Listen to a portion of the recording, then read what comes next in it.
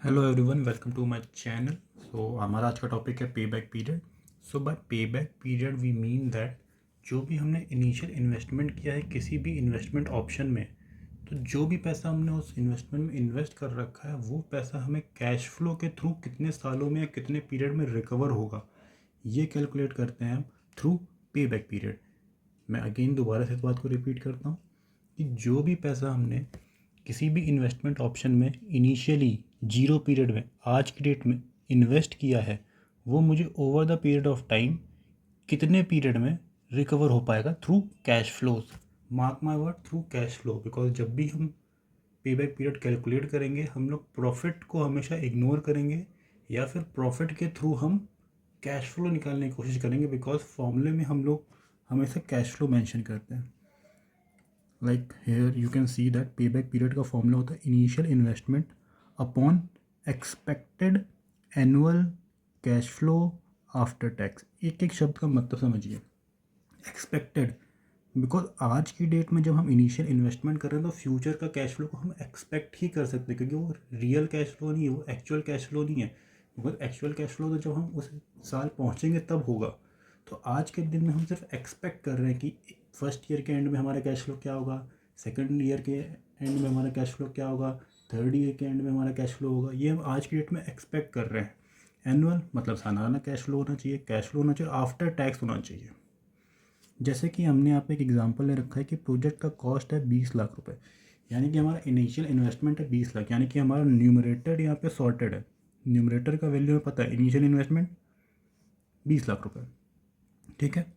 और annual profit है 3 लाख का आफ्टर डेप्रीशिएशन, यानी कि जो ये नेट प्रॉफिट है, जो भी प्रॉफिट आया हुआ है इसमें से डेप्रीशिएशन ऑलरेडी लेस है, ठीक है, 12.5% के हिसाब से।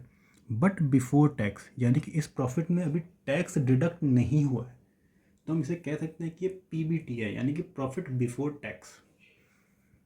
तो यहाँ पे पीबीटी प्रॉफिट बिफोर टैक्स है 3 लाख का। तो प्रॉफिट बिफोर टैक्स है तो अब इसमें हम टैक्स को लेस करेंगे in order to get to the PAT, यानी कि प्रॉफिट आफ्टर टैक्स।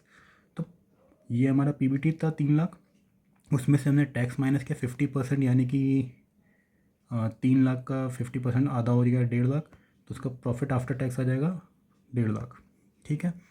और हम इसमें ऐड करेंगे डेप्रीशिएशन, क्योंकि जो डेप्रीशिएशन हमने प्रॉफिट कैलकुलेट करते वक्त लेस किया है, depreciation is a non cash item, तो इसीलिए प्रॉफिट निकालते वक्त हमने अपना खर्चा मान के उसे लेस कर दिया है। बट जब हम कैश फ्लो निकालेंगे, because it is a non cash item, हम प्रॉफिट में इस डेप्रिसिएशन के अमाउंट को ऐड कर देंगे। अगर आपको याद हो तो जब हम कैश फ्लो बनाते हैं तो cash flow through operating activities का जब हम टेबल बनाते हैं उसमें भी हम प्रॉफिट में से डेप्रिसिएशन को ऐड कर देते हैं in indirect method, because depreciation is a non cash item.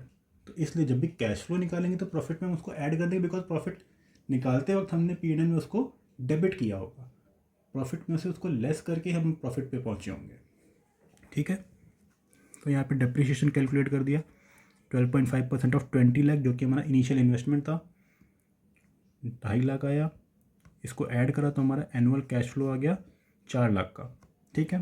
तो वही प्रॉफिट बिफोर टैक्स पे बैक पीरियड का फॉर्मूले में हमने इसको पुट कर दिया। 20 लाख हमारा इनिशियल इन्वेस्टमेंट था, एनुअल कैश फ्लो था 4 लाख का, तो 5 साल आ गया, यानी कि हम जो भी इनिशियल इन्वेस्टमेंट करेंगे 20 लाख का आज, वो हमें 5 साल में रिकवर हो जाएगा।